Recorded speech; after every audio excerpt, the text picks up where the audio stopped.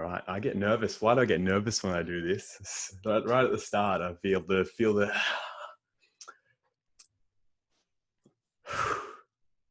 look at this. See, now I've got stage fright. I've had anxiety all week leading up to this moment. It's okay. It's all good, man. I got you. Okay. What's up, Redesign community? How are we? Welcome to another episode of the Redesign Your Body podcast. I'm your host, Jake Pearson, and today I have a very special guest on the show. Let's give a warm welcome to the founder of Nourish Me Organics, food scientist, and host of the Gut Health Gurus podcast, Kriben Govender. Did I say that right? Is that right? Did I get it right? It's perfect, man. My anxiety. How are you? I'm struggling a bit, to be honest. I mean, we're just gone into stage 4 lockdowns here in Victoria, and my anxiety levels have been quite substantial over the last few months, and I'm feeling almost like I would describe it as cabin fever. I mean, being stuck in my house, being very limited in terms of what we can do, limited to a 5K radius around our house. Mm-hmm. You know, just one shop. You know, I've got a family of 3 children, my wife as well. I've got a business that I've got to look after. So that's the thing that worries me the most is the impact on mental health. If I'm particularly struggling with my mental health, I really, my heart goes out to those who are having worse issues than me. And I really fear, my biggest fear is the suicide rate just going through the roof. That's what worries me the most. Yeah, I agree. So sorry to dampen the absolutely. start of your show, but that's how I'm feeling right now. It's something that needs to be talked about. Mental health is a big part of everyone's lives, and we're all aware of it now. Depression, anxiety, esteem levels, all of these things are really prominent in today's life. And I think it's something we really need to spread the message about, and that either one of us would probably both say that if anyone needs a chat, we're both here to reach out and hopefully support you in any way that we can. But moving on into the show, tell me about your story. Who is Kriben? It's that's a really good question, a good way to start the show. I'm a food scientist by background, and my story goes, you know, and this, I've told the story many times through the different conferences and the different workshops that I run, but it's going back now probably closer to 10 years, and I struggled really badly, heavily with anxiety and depression for most of my life. But that was the pivotal moment where, you know, my whole life kind of collapsed from that point. And when I think back, my anxiety started probably in high school, I would say. I went on this trip overseas, got very sick, got food poisoning, and came back to Australia, you know, heavily sick. And then the doctors put me on a very, very stringent course of antibiotics, and it just decimated my gut. So it really whacked my gut to get rid of this bug. But I noticed myself going from quite a happy-go-lucky kid to being someone that was really quite angsty, depressed, you know, not my usual self. And as you progress, I kind of carried that on into my life. But the stress of moving up in your career, you know, having children, I almost just had enough. And I literally, my marriage collapsed. I found myself alone in an apartment, ready to end my life. And it was very close, like extremely, extremely close. I'm pretty lucky to be here today, because it was just a sense of hopelessness, and I just wanted to end it. But luckily, being a scientist, I fought on, and I started to look at ways that I can tackle this issue, this mental health challenge.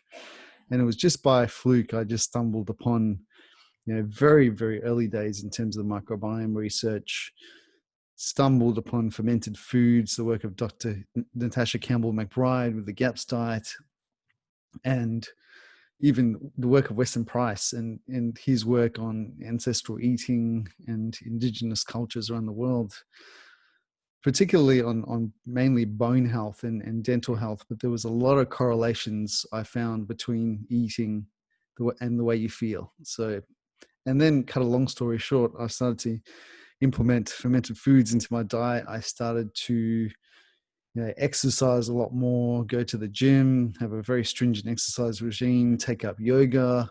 I went into acting. We chatted at the start of the show, public speaking. It's Yeah. like I was absolutely terrified of public speaking.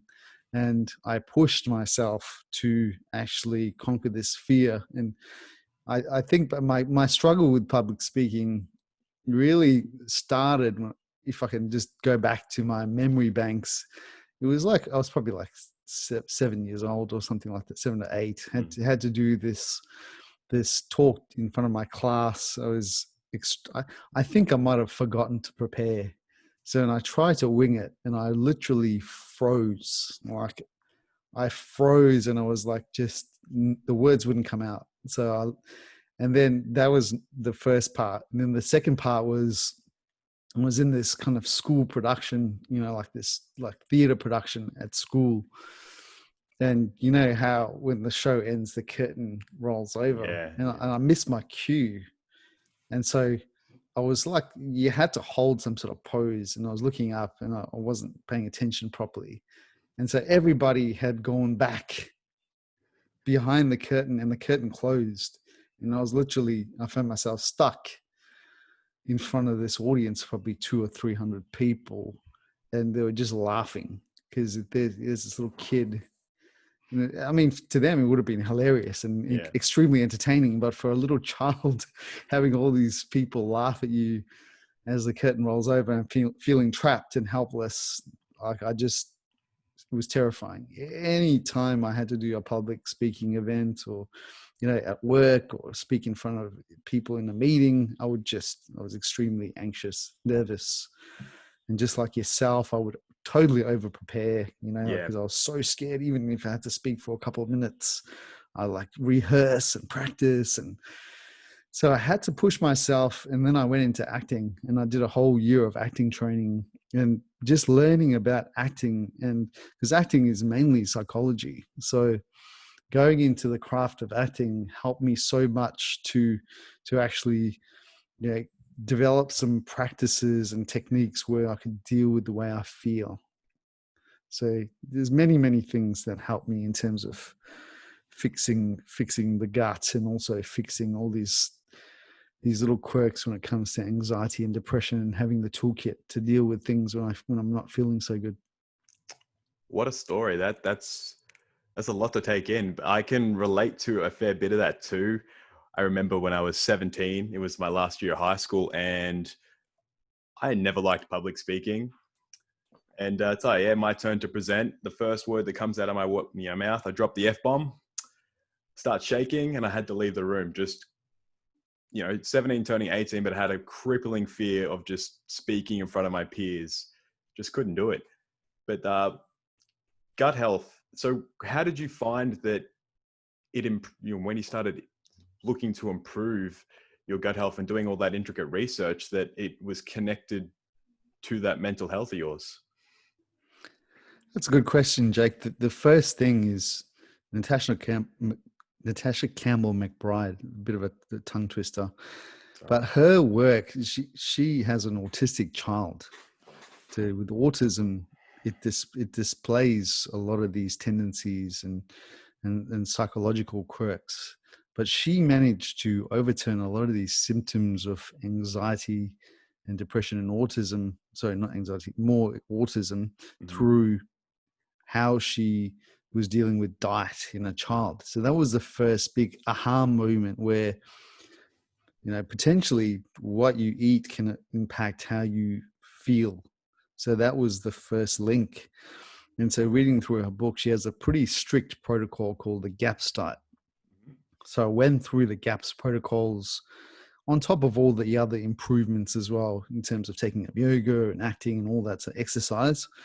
So using all these tools, I started to feel a lot better. And the biggest thing that made the most substantial impact, two things actually, I would say, is meditation was number one. So when I was struggling through all these psychological issues and anxiety and depression, I went to a psychologist, and then the psychologist said, "Oh, have you ever meditated?" And I said, "No, I've never tried this."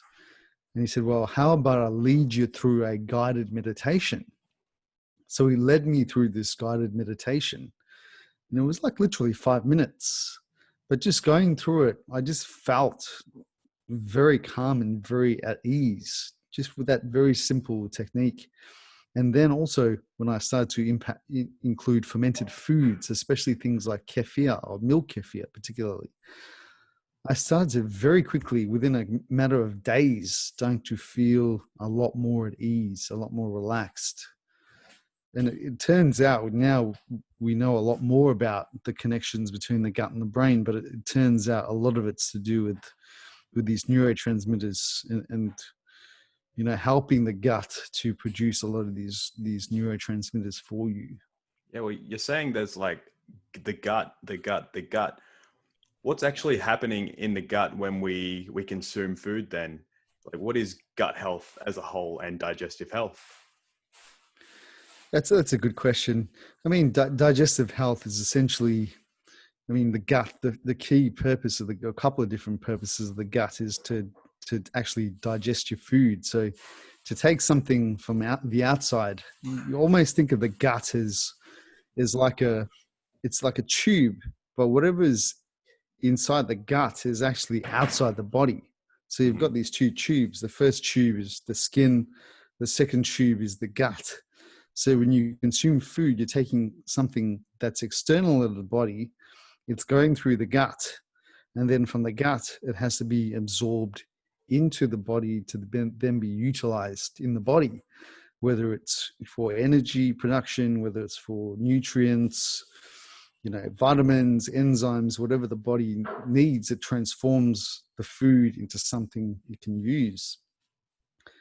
But because of this outside inside interaction, the gut is also around 80% of the immune system.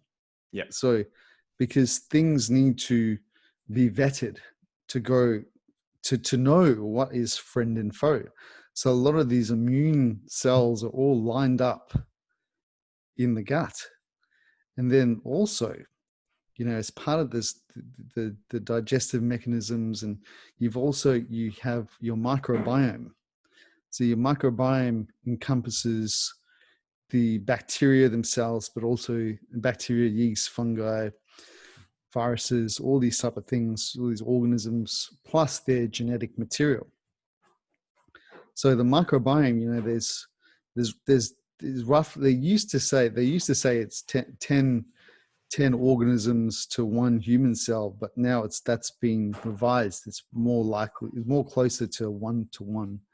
So so for every human cell there's a microbial cell. So it's about 38 trillion organisms in the gut. So, and also all the genetic material themselves. But if you look at the genes per se, you're something like there's 100 times more microbial genes than there are human genes. So they have also this genetic function in the body. So it's almost like the theory is called a holobiome. So the entirety of a human being is your cells, but also your microbial communities that live with you, because they have a huge amount of function for the body itself. Yep. So hopefully that kind of explains what the gut is. So it starts all the way from your mouth. So, yep.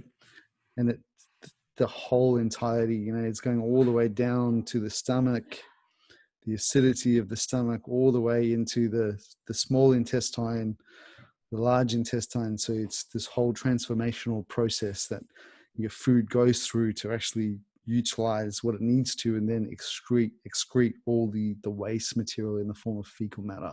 Yeah. That's really intricate. There is, when I first thought about improving my health, it was going to the gym and exercising, going for walks, runs, or, I do remember chicken and broccoli and rice is one of the first things I tried when I tried to improve my nutrition. How good is that sort of eating, chicken, broccoli, and rice on repeat? How good is that for your gut? And does that provide a lot of benefits at all? It really depends. It depends on the person's, because what we're finding out now is that there's no such thing as the perfect diet. Mm-hmm. It's because there's so much diversity in your microbiome. Your microbiome is like a fingerprint. They're actually using microbiome and fecal analysis as a forensic tool. They can actually identify a person now in a court case from using this technology to actually identify someone. It's literally a fingerprint. So that microbial community is very much determined even before you're born.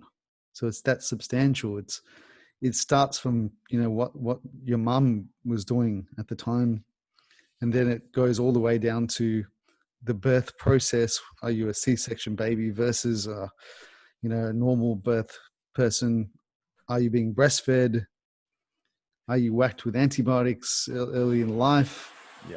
So each person has a very unique set of circumstances that lead to how they react to food. Certain foods can be extremely inflammatory if the gut microbiome is in what we call dysbiosis, meaning that you've got an imbalance in the gut where there's no such thing as good and bad bacteria, Mm-hmm. but it just means that certain types of bacteria can be more inflammatory to the body, especially if the gut lining is impaired in some way. So hence, like for one person, eating broccoli and rice might be good for them, Yeah. but and meat or keto might be great for one person, not the other. A vegetarian diet might be good for one person, not the other. So it's very, very individualized to that person as to what diet is going to work for them.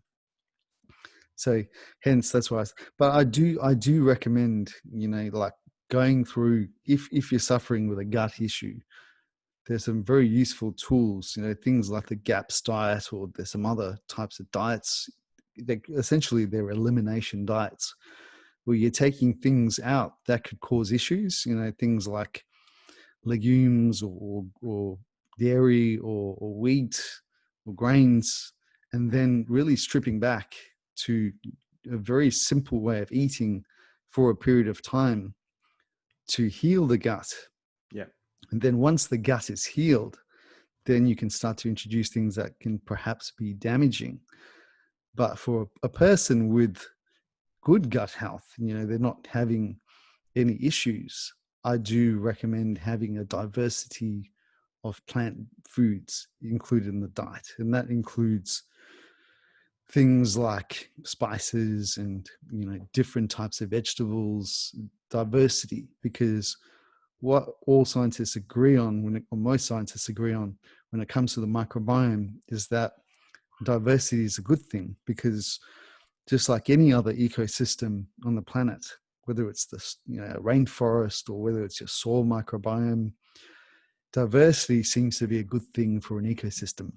Yeah. Where there is lack of diversity, like when you monocrop and grow a whole lot of soybeans or corn, those types of operations require a lot of fertilizers, artificial fertilizers, pesticides to actually get these crops to grow. But a rainforest or an old growth forest naturally has a lot of diversity and it can thrive. So it's the same thing with the gut. And to encourage the gut to have many, many types of species of microbes, things like plant-based foods, probiotics are very beneficial to encourage growth of different types of organisms. That's great. So Well, hopefully it's not a long-winded answer. no. Like there are a couple of things that I really loved in there. Like variety in food is something that I've definitely expanded over the last few years, and I feel like I have a lot. I feel healthier in general compared to when I was very restrictive. But I want to touch on gut issues and some common signs that your gut isn't as healthy as you think it is. Yeah. I mean, in the Western world, in Australia, half our population, more than 10 million people struggle from some form of gut issue, Yeah. whether it's IBS or IBD, or, just being bloated, or flatulence, or cramps, or even things like allergies are all Yeah. related to the gut. Many diseases that we don't commonly associate with the gut, a lot of mental dysfunctions, anxiety, depression, Parkinson's, Alzheimer's, a lot of these diseases have associations with poor gut health. So it's multifaceted, but the common ones are things like IBD, IBS, bloating. Bloating is very, very common. Then you've got things like Crohn's disease, eczema, cirrhosis, skin disorders, all linked. And we're talking more than 10 million people in Australia. And globally, it's massive. All linked to gut health. Is Yeah, all that linked to gut health. that's a ridiculous figure. Even autoimmune dysfunctions, because such a large portion of your immune system sits in the gut. And if there's almost, I would describe as confusion or an overactive immune system, because it has to differentiate between friend and foe. Yeah. So a lot of these overreactive immune responses can manifest as things like cirrhosis, or even lipopolysaccharides. I'm not sure if you've ever come across that, commonly known as leaky gut. Yeah. You get some, if you've got a gut lining that's impaired, so you've got things like lipopolysaccharides, which are normal. They're normal cell walls of certain bacteria. But if the gut integrity is impaired and you have too much of these lipopolysaccharides going through the gut lining into the bloodstream, almost reacting like a like a septic shock almost to the blood. So it's a toxin, it's an endotoxin. So this can have a whole range of issues. It can pass the blood-brain barrier and create issues in the brain, create issues throughout the body. It can even exacerbate things like diabetes. Yeah. So it's a big problem. The gut integrity is so important. Well, if someone wanted to then improve their gut health, would they start looking at fermented foods, probiotics? Where would they look to first make the first entry into improving their gut health to help prevent a lot of these issues going forward? My answer has evolved over the years. If you listen to some of my earlier Yeah. podcasts, it would be a different answer. But because I look at the science, I read roughly around 5 papers per day. So there's so many papers coming out in terms of the microbiome. It's very difficult to keep up. So I've got to keep up with the science and the latest science. And my belief is that the lowest hanging fruit is very counterintuitive. I mean, it's lifestyle. I think sleep.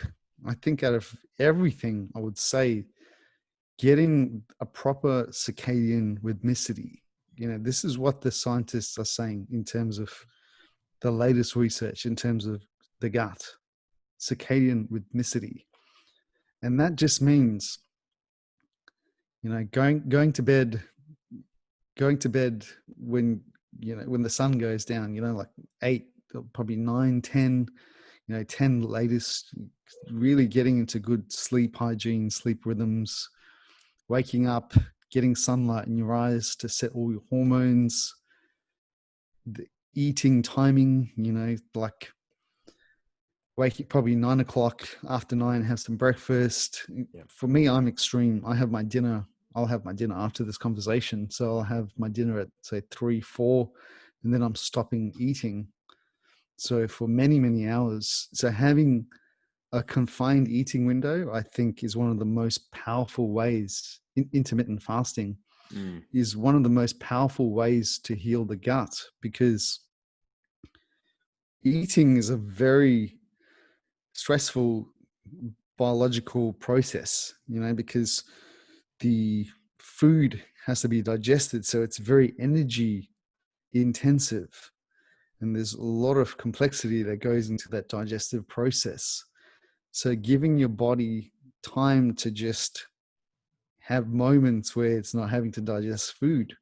It's ingrained in us to almost want to eat all the time. Like, Yeah. back in the old days, it's like, oh, you're going to have 10 meals a day. These gym guys have constant meals all the time because supposedly it was a good thing to keep on eating because you can burn more calories, and all these nonsensical things that used to be talked about. But what I find is, for optimal gut health and health in general, having a confined eating window and really optimizing your sleep is just letting the body do its own thing, giving the body the space to actually go and repair and heal itself, which is what's supposed to happen when you're sleeping. So what we're trying to do is we're trying to build up maximum amount of melatonin production in the body to make sure that when you do sleep, you're getting into like these really deep sleeps where repair can be optimized. And that So, and can't that be done. starts, and Sorry. it really starts with getting sunlight in your eyes in the morning, because this is like the trigger. And then again, around midday, going for a walk, getting that UV light onto the skin, that again produces a lot of the precursor molecules. So it's to POMC early in the morning. Then it goes through this conversion process. The serotonin goes to a conversion. Sorry, it starts with tryptophan to serotonin, then all the way to melatonin. So there's this biological conversion process that's going on, and it all happens naturally through circadian rhythmicity. So number one, that is the easiest, involves no cost. I mean, no pills, no supplements. It's just a shift in mindset to actually get sunlight into your eyes. And I forgot to mention, when the sun goes down, it's all light management. Not getting these really bright lights on your skin or in your eyes. Or if you're watching TV or using screens, use blue light blocking glasses to make sure that this very delicate conversion process of hormones is not going to be interrupted. And what you don't want as well before bedtime is stress, because cortisol, another stress hormone, is going to then compete with melatonin. So it's having a nice little routine at nighttime to relax, watch something light, not horror movies, or not being stressed out, or not looking at emails, or not trying to do work before bed, just relaxing, getting into some nice music, just nice and calm. You might want to have yourself a nice shower, nice relaxed, and then in bed. And then it's like, the analogy I use is like, it's like almost riding a wave. Like the circadian rhythm is like a wave. So you're getting all these benefits by just going with the rhythm of the body, because it's going in a certain way. It's like this rhythmicity that's happening. So you want to catch the wave, right? It's almost like a freebie. Like if you catch the wave, it's like this free energy. So that's the same analogy that I use with circadian rhythmicity. So that's part one. And so that once you get that down pat, I think that's 80% of the battle. Yeah.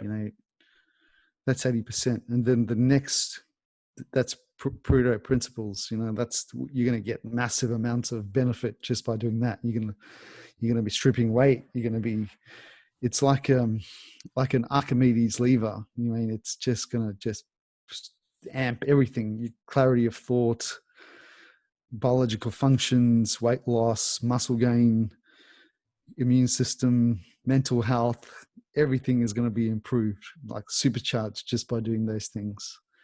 And then you go into the incremental improvements, where you could use things like dietary interventions. I mean, diet is very simple. It's just eat real foods, fresh fruits, fresh vegetables, fermented foods, made from scratch, nothing from a box, nothing from a fast food joint. It's just eating simple foods made from scratch, not rocket science. I don't count calories. I don't worry about macros. I just eat with my body, and I eat with diversity, and I eat with lots of plant foods and lots of plant food variety, lots of healthy meats, healthy fish, healthy dairy, sourdough bread.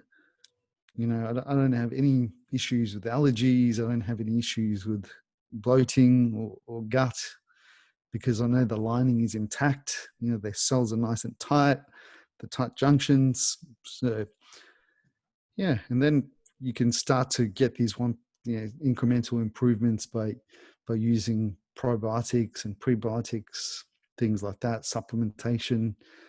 But I think if you get those two parts down, that's 90% right there. Wow, sleep and eat real food. Who would have thought that that would have a real big benefit to our gut health and just health in general? But it's so Yeah, true. I noticed that when I got into a better sleep routine, because I was a night owl, right? And so I would stay up till 3 a.m., screens, video games, etc. And when I started being a personal trainer in those early mornings and going to bed, and I had that routine where I started to get more sleep and it was consistent, I changed as a person. My productivity levels went through the roof. I, me now versus me 4 years ago when I had no sleep pattern versus now I'm very routined. 9 o'clock if I'm getting up at 5, 10 o'clock if I'm getting up at 6. And I just feel like I have way more energy and I can focus throughout the day. Everything just feels really good for me. On top yeah, of having that variety in food, so many fresh vegetables from the fruit and veg shop, lots of different fruits, meats, some dairy products, essential fats. Like, it does wonders. And you don't, like you said, you don't have to count calories or macros to make a difference to your health, to lose weight, to get stronger, to get the results you want in your health as well. You don't have to diet if you want. There's no one size fits all approach. You just got to find something that's sustainable for your health. Like, everything you yeah, said is just music to my ears. yeah. It's really simple.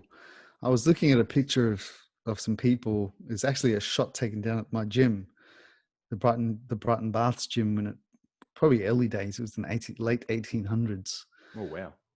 And just a picture of these guys, yeah, the whole range of different ages, probably up to their 60s, 70s, the younger guys in their 20s.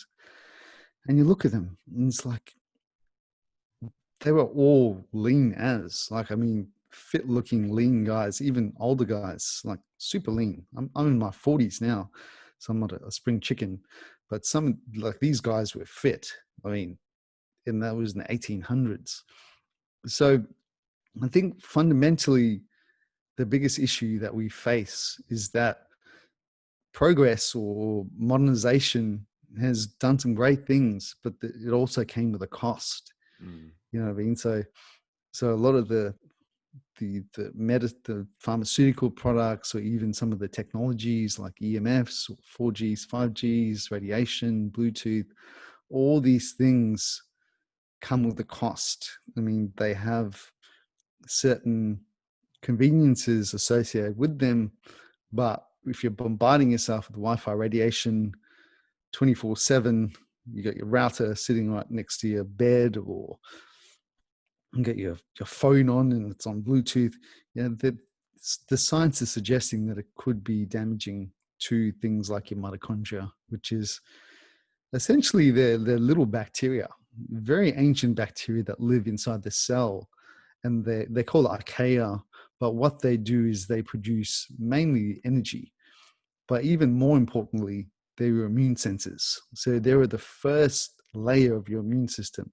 So inside the gut lining, all cells, aside from red blood cells, have mitochondria, bacteria that live inside the cell. That's quite staggering, like ancient bacteria that are inside the cell, embedded like a battery. And you have thousands of these mitochondria inside every cell, but they're very sensitive organelles.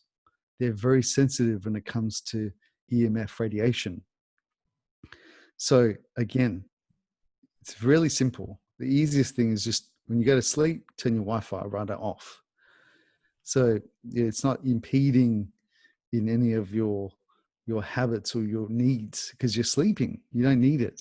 So just that little hack, you're going to just again not allow this radiation to interfere with that sleeping process, resting, digesting, detoxifying, which the body needs to do every day, especially when it comes to your brain. So just very simple, just turn everything off. You can go to extremes like I do. So my house is fully wired, so it's all Ethernet, so everything's Ethernet. Yeah. There's a kill switch in my house, so when power is not in use, the kill switch turns on, and literally there's no dirty electricity running through the house. It's nothing. The whole circuit kills. So even if you think in your bedroom, you've got all this wiring from the lights, from the appliances, they're all leaking minute amounts of radiation. Again, so you can go to that extreme if you like. I mean, it's all these steps. So for me, I'm just trying to get that extra 1%, another 1%, another, and then I'll start to introduce some new regimes: ice showers, cold baths, cold dips, saunas, infrared saunas, red light therapy. Those are all, like, as you go on this journey, you just want to get that extra percentage. But what I've given you is the basics that will get you 90% there, and it doesn't cost you a cent. It's just simple. Also, what would, if we're talking real food then, but backtracking a little bit, how real food is super important, what does processed food then do to one's gut microbiome, and what effect does that have on digestive health? That's something I can speak of very intimately. I mean, I've been in the food industry for now more than 20 years. And my career as a food scientist, food technologist, was to develop food products. So I've been to food factories, more than 100 food factories across the world. So I've seen food made intimately. And what the listeners need to understand, or viewers, is that the key thing for a food manufacturer is shelf life. It's the number one thing. Shelf life is dollars. So to extend the shelf life of food products, they need to put in things like, preservatives. They need to put in stabilizers and artificial flavors, colorings. Even, with the agriculture side of it, then you've got pesticides, herbicides, all these residues that are inside the product. So you've got processed foods, then you've got really ultra processed foods. So you've got the next level where it doesn't even resemble a food product anymore. It's just chemicals, right? An abomination. So pretty much like your GMO type products where they're using genetically modified organisms that are foreign to the body. There's a whole raft of these different chemicals that are being used in the products. So what it does to the gut particularly is it damages your microbiome. Because if you think about these preservatives, a lot of them are antimicrobial. So they kill bacteria. Even something like chlorine in your drinking water kills bacteria. That's what it does. 5 ppm chlorine that's added to tap water. It kills bacteria. So you've got this low level antibiotic that you're consuming, that you're forced to consume if you're drinking tap water. Then you've got your meat produce. So what they discovered a long time ago is that if you give the animal very low doses of antibiotics through the feed, so what the animal's eating, same with farm fish, it produces more mass, more fat, more weight, and weight is dollars. So this is a way to make the animal bigger. And think, you can very easily connect, like if we're eating a lot of these foods, what is it doing to us? Are we getting bigger? So, and then the other thing is food manufacturers worked out how to make foods addictive. So you eat more. So everything is that, putting more tastiness into the food. It could be adding something like MSG to make it more craveable, or it could be making it more sugary. So sugar is, again, something that's more addictive than cocaine. So it forces or force is probably the right word, you to eat more because Yeah. it's addictive. So this is what we're seeing: I addictions to soft drinks, Yep. snack foods. I've And I can tell noticed you, that. I can tell you from experience, working for Big Food, we used to have sensory panels of all our products, sensory testing to work out which is more addictive. So we all went through panels. Every product that's developed goes through sensory panels to work out which one's going to be the most addictive, because the more you eat, the more money these companies make. Well, that's something I hear often, is that I get these cravings and that I can't stop eating, whatever people are snacking on. They're snacking on these processed foods or these really sugary foods that are designed to be addictive. How does one sort of, from your experience, break away from that then? If you're Yeah. consuming these really addictive foods that are potentially damaging for our health long term, how do we sort of break that cycle? It comes down to the microbiome, Jake, because the gut and the brain are connected through the vagus nerve. It's a very intricate, it's the parasympathetic nervous system, so the gut and the brain are connected. They're talking. So these organisms can communicate by making neurotransmitters and signaling molecules to talk to the brain. So when you have things like Candida albicans overgrowing in the gut, it's then for its own benefit, then signaling to the body to eat more sugar. So this is how they communicate.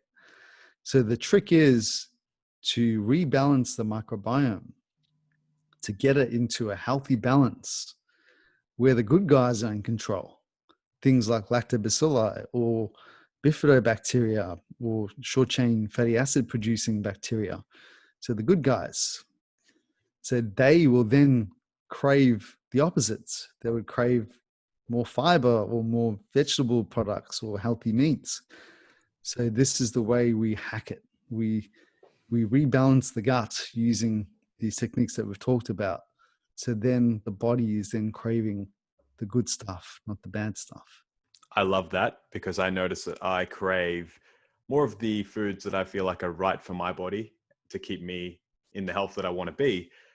It's very interesting, because it feels like at the start it must be more of a mind over matter type of thing. You've got to put yourself in the right headspace and understand that you're trying to do this, and the reason that you're doing it is to improve your gut health and stop these cravings. You need to start introducing these foods. You don't have to change everything at once, because that's unsustainable. And a lot of the time you see people, they go from 0 to 100 smokers, or they cut out all sugar, stuff that's super addicting, and they just cycle back to, one, maybe 2, 3, 4 days later, they're craving it really hard and they just give in. It's introducing these things slowly. Everything that you've spoken about, you're not going to go and try and change everything all at once. It's introducing things nice and slow so that the gut can adapt, I think, from my understanding, and that your body can get a nice healthy balance and sort of shift to eating those better foods that will support your goals. Is that correct? Yeah, that's correct. You don't want to shock the body. So you got to remember the microbiome is a massive organ. It's a 2 kilogram organ. So it's the same mass as the brain. Well, But the magic of it is it's an organ that can be changed. So genetically you're born with a brain, so you can't change your brain, you can't change your heart, you can't change your kidneys or whatever organ. But the miracle of the universe or nature or God, whatever you want to call it, created an organ that can be shifted to help you. So because as an organism, that's the way that human beings are so adaptive, so and resilient. So you can take us and put us anywhere and then we'll adapt and we'll survive. That's why we've made it this long. And a lot of it's to do with the microbiome, because the microbiome shifts based on the availability of food and what's available in that environment that you're in. So what we want to do is just slowly tease the microbiome in the right direction with these dietary and lifestyle habits. I'll say mainly lifestyle first and then dietary changes, because the lifestyle changes are pretty easy to implement. The diet side is a bit more challenging, but I think you'll get a lot of those benefits from the lifestyle shifts, because then you'll start to develop a healthy gut lining and then slowly tease out the change in the microbiome by using fermented foods, probiotics, prebiotics, and most importantly, super clean eating. Yeah. You've given the redesign community so much to think about. Even my mind is just racing. I'm like, wow. I need to ask this question. It, your experience in the field really shows. So Thank it's you. been awesome. So Appreciate it. before we wrap it up, your top 3 sort of tips that you might have already mentioned. We want to recap that for those who are listening and watching. Where do we start? Number one, I would say, is sleep. Really protecting your sleep, having good sleep hygiene, a sleep ritual, light management, blue light in the morning, no blue light at night, using blue light blocking glasses, circadian rhythmicity. So having very similar timed patterns of when you wake up, when you go to bed, when you have your meals. So this sets the body in a rhythm. The microbiome has its own circadian rhythmicity. So it's very important. Intermittent fasting. So having a shortened eating window, ideally within 6 to 8 hours every day, and allowing lots of time for the body to actually have no food, and allowing it to heal itself and also use its own resources like its fat stores to create energy, create things like ketosis, in the body, using fat as energy is very important. And then the diet, then, shifting your eating from the standard Aussie diet to really clean eating. And I'd add another one, simply just being really grateful when you're taking that food in your mouth. You're saying a little prayer, saying a bit of gratitude, because that imparts, the right frame of mind, being relaxed when you're taking that food and being grateful for it. And also adding things like fermented foods like kefir, kombucha, homemade yogurts. They're all very cheap to make. They don't cost a fortune. They're very sustainable and super simple and economical.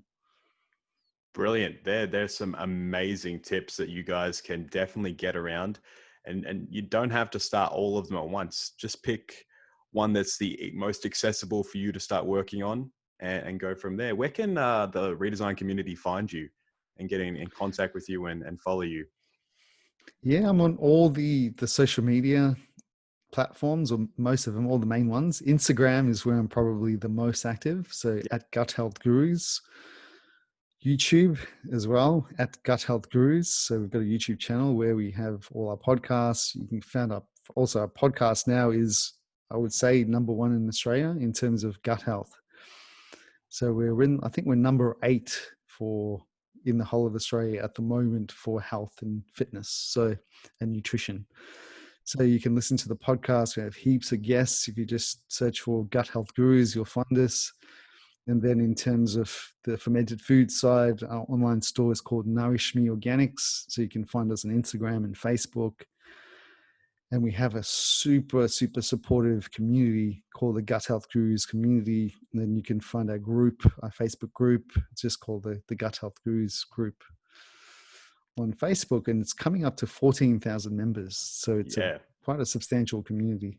Definitely get around the group. I joined the group, and there are so many people, probably just like everyone that's listening, that are looking to improve their gut health. And it's just so interesting looking at what everybody's doing in their own homes, creating all these fermented foods and trying out new creations. They're super supportive. asking all these great questions. It's fantastic. You've done an amazing job with what you've created. Thanks, man. I mean, my mission is to really keep it as simple as possible, and whatever, because I study so voraciously, I want to take the science from being something that's typically 10 years before it gets out to the public, to bring it to the fore ASAP. So whatever I learn in terms of the science, I'm guided by the science. Whatever I see, my mission is really to bring it out now, so we don't have to wait 10 years to enjoy the benefits. So yeah, I really appreciate the opportunity to come on and talk to you, Jake. No, thank you very much, Kriben, for coming on the show. So definitely go follow Kriben on all of his socials at the Gut Health Guru and check out his online store. Join his support group. The work he is doing is fantastic. And yeah, once again, thank you for coming on the show. My pleasure. Thank you so much. Cheers.